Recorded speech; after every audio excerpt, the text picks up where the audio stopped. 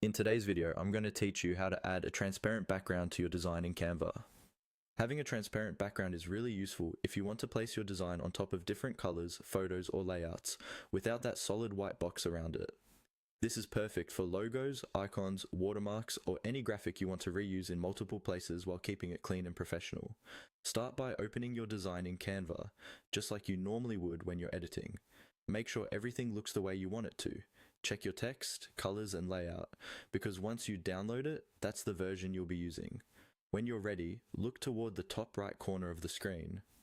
You'll see a button labeled Share. Go ahead and click on that. This is the button Canva uses for anything related to exporting, sharing, or downloading your work.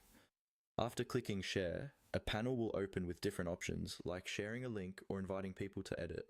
What you're looking for here is the download option. It's usually listed with a little download icon next to it. Click on Download to open the download settings for your design. In this download panel, you'll see a few choices, like the file type and which pages to download if your design has multiple pages. For a transparent background, make sure your file type is set to PNG since that format supports transparency. Once that's confirmed, look for the option that says Transparent Background. It will be a checkbox you can turn on. Click that box to enable transparency. If this option is grayed out, it usually means you need a Canva Pro account, so keep that in mind. With the transparent background box selected, double check your other settings one more time. If you're exporting something like a logo, you usually only need the current page. Now you're ready for the final step. Click the download button at the bottom of the panel.